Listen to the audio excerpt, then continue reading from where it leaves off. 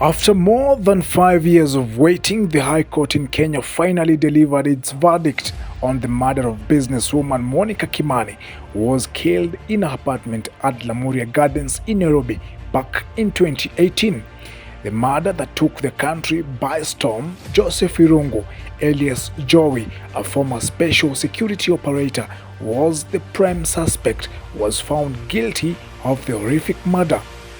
The judgment by Lady Justice Grace Nzioka of the Nairobi High Court ruled that there was adequate evidence and proved beyond reasonable doubt that Jowie indeed killed Monicah Kimani.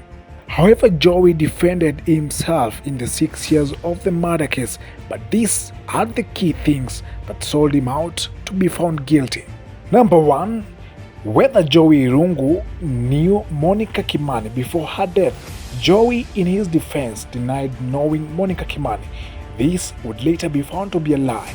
Witness statements by Monicah's brother George Kimani, who told the court that Jowie went to the same college, Kenya Polytechnic, with his late sister, as well as evidence from a mobile data analyst who confirmed phone conversations between the two.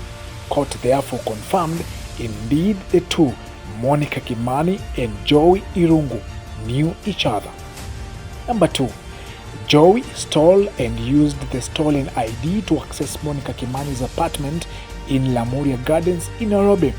On this, the judge found that a Kenyan by the name Dominic Bisera lost his identity card on September 17, 2018 when he went to Royal Park Estate where Jowie and Maribe lived to look for casual work.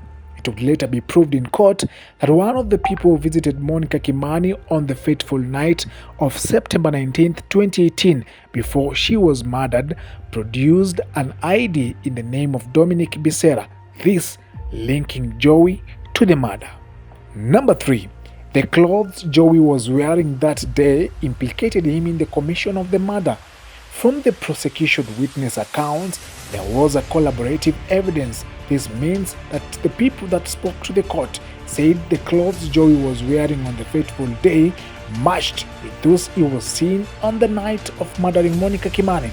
Pamela, who was then Jowie and Maribe's house help, stated that when Jowie left the house on 19 September 2018, he was wearing a white shirt with patterns, a maroon cape and brown shorts.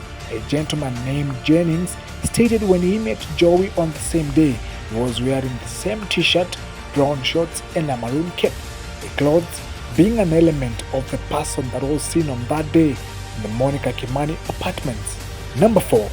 Jowie denied being in Monicah Kimani's house as the last person to be seen with her before she was found murdered. On this evidence from a protected witness who spoke to the court from the identification parade, singled out Jowie, whom he said left the house at 11 p.m. and no one else went back to the house of Monicah Kimani.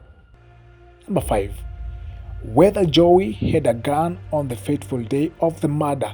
If you remember very well, on that particular day when Jowie was arrested, he was having a bandage on his arm. Therefore, he told the court that on that day he was attacked and the blood that was found in his clothes was out of the injury inflicted by someone who had shot him.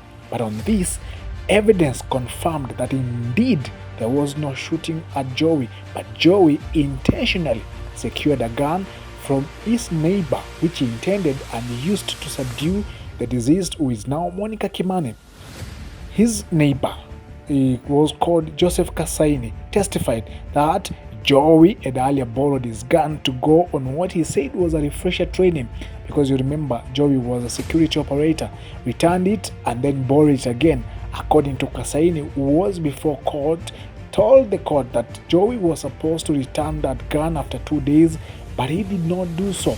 And also by 19th September 2018, when Monicah Kimani was murdered, Jowie indeed had the gun. And according to that, Jennings, a friend of Jowie who they had met during the day, said that an evidence from Jennings that they left the roadhouse, the first accused person, who is now Jowie, opened the dashboard of the car that they were going with and removed the gun after putting a white kanzu on top of his clothes, went and picked a taxi and went where he was going. In the ruling of the High Court, Justice Grace Nzioka summed up as follows, and she said, the first accused person, who is Joseph Irungu alias Jowie, stole the ID of Dominic Bisera 2 days before the commission of the murder, armed himself with a gun, carried a kanzu, put it over his clothes, went to Lamuria Gardens, disguised his identity, gained access to the apartments of the deceased, murdered Monicah Kimani, left her house, changed his clothes, and eventually went home and burnt the clothes which he wore during the commission of the offense. And now, Jowie will be convicted on the murder of businesswoman Monicah Kimani after 6 years of casing. Please remember to subscribe and share this video if you found it interesting. This is the Brief Channel.